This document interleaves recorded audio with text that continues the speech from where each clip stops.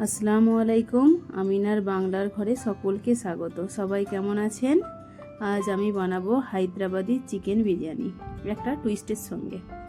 নিয়েছি এখানে 400 গ্রাম পেঁয়াজ ভেজে বেরেস্তা করে নিয়েছি, আর নিয়েছি আলু। এটাই টুইস্ট। এখানে আমি 600 গ্রাম আলুকে একটু ফুড কালার দিয়ে ভেজে নিয়েছি, নুন আর কালার।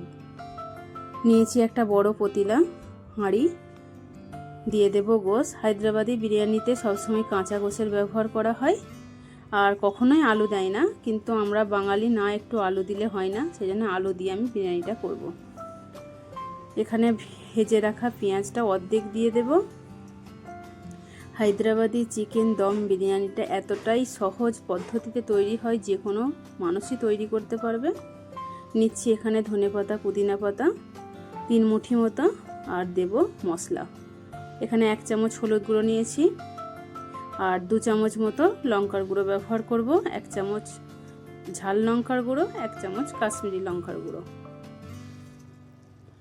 আর দিচ্ছি 1 চামচ ধনে গুঁড়ো, 1/2 চামচ জিরে গুঁড়ো।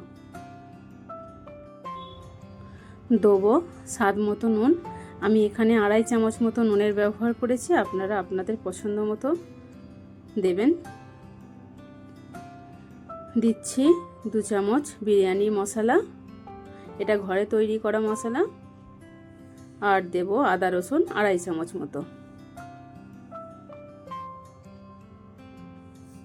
আমি এখানে একটু ফুড কালার ব্যবহার করব গোশের রঙটা লালচে হওয়ার জন্য। এখানে 1 চামচে 4 ভাগের 1 ভাগ দিয়েছি, আর দেব 1 টেবিল চামচ মতো সাদা তেল। ভালো করে গোশের সঙ্গে মশলাটা মাখিয়ে নেব। মাখানো হয়ে গেছে।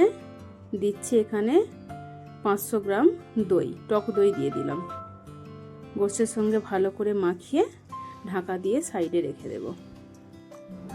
এই মশলাটা যখন মাখাবেন এতটাই সুগন্ধ গোশের বেরিয়ে আসবে, আপনার গোটা ঘর ভরে উঠবে। হয়ে গেছে মাখানো, রেখে দেব। এই দিকে নিচ্ছি চাল। এখানে আমি 1.5 কিলো গোশ নিয়েছি, আর 1.5 কিলো চালও নেব। ভালো করে ধুয়ে 1 ঘন্টার মতো ভিজিয়ে রেখেছি। আর এইদিকে গ্যাসের ওপর পানি বসিয়ে দিয়েছি।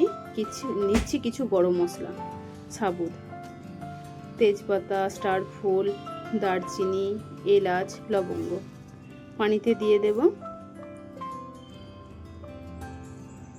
আর দেব স্বাদ মতো নুন।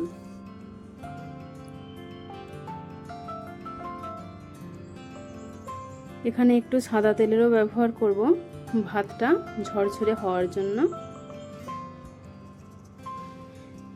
সাদা তেল দেওয়ার পর ঢাকা দিয়ে ভাতের পানি হওয়ার জন্য অপেক্ষা করব।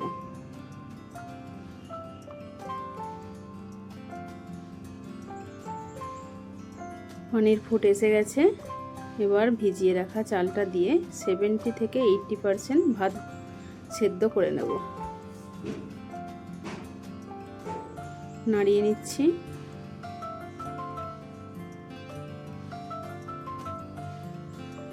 ভাত ফুট আসার জন্য অপেক্ষা করব।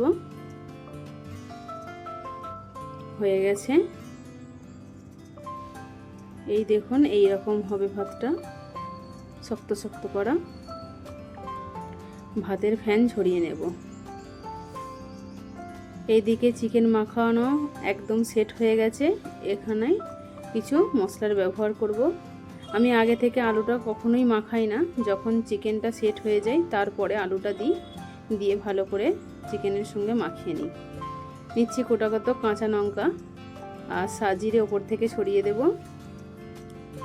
আর ভালো করে আলুর সঙ্গে মশলা মাখিয়ে নেব। আলুটা একটু ভেতর দিকে দাবিয়ে দেব, কেন মশলাটা আলুর ভেতরে ঢুকে যাবে যখন দম হবে। ওপর থেকে পেঁয়াজ ভাজা তেল একটু ছড়িয়ে দিচ্ছি। আপনারা এইভাবে একবার বানিয়ে দেখুন, খুব ভালো হয়।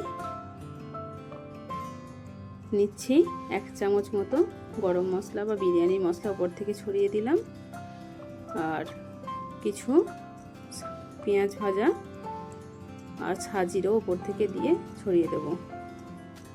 আমার এই ভিডিওটি যদি আপনাদের ভালো লাগে একটি লাইক করে চ্যানেলটি সাবস্ক্রাইব করবেন।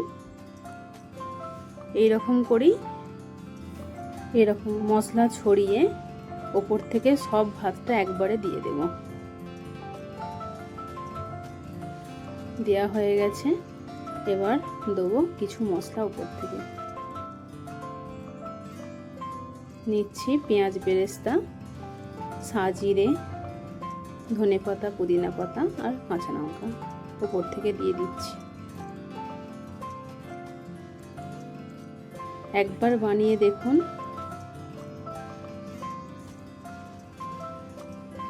আর নেব 3 চামচ মতো গা ঘি, আপনারা আপনাদের হিসাব মতো দিতে পারেন। আমি অল্পই একটু দিলাম, কেন পেঁয়াজ বেরেস্তার তেলটা সম্পূর্ণ ভাতের ওপর থেকে দেব। আর ফুড কালারটা আমি গুলে দিই না, সবসময় ওপর থেকে একটু ছিটে ফোঁটা দিই। সাদা ভাতের মধ্যে এক একটা ভাতের রং লাল হয়ে থাকলে আমাকে খুব দেখতে ভালো লাগে, তার জন্য এরকম করে দিই। পেঁয়াজ বেরেস্তার তেলটা সম্পূর্ণ ঢেলে দিচ্ছি। হয়ে গেছে দেয়া। এদিকে মশলা দেওয়াও কমপ্লিট, আমার বিরিয়ানির দম দেওয়াও কমপ্লিট। এবার ঢাকা দিয়ে দম হতে দেব। এইদিকে ওভেনের ওপর তাওয়া বসিয়ে গরম করতে দিয়েছি, হাঁড়ি বসিয়ে দেব, দিয়ে ওপর থেকে একটা ভারী আদা রসুন থেতো করা পাথরটা দিয়ে দম হতে দেব। দমটা প্রায় 30 থেকে 40 মিনিট হবে। দেখুন হয়ে গেছে আমার এদিকে বিরিয়ানির দম দেয়া। এই দেখুন বিরিয়ানির লুক।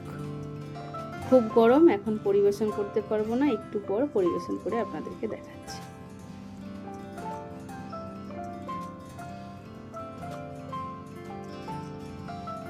আমার এই ভিডিওটি যদি আপনাদের ভালো লাগে একটি কমেন্টও করতে পারেন। এই দেখুন হায়দ্রাবাদি চিকেন দম বিরিয়ানি একদম রেডি। হায়দ্রাবাদি চিকেন বিরিয়ানির সঙ্গে একটু রায়তা ব্যবহার করতেই হয়।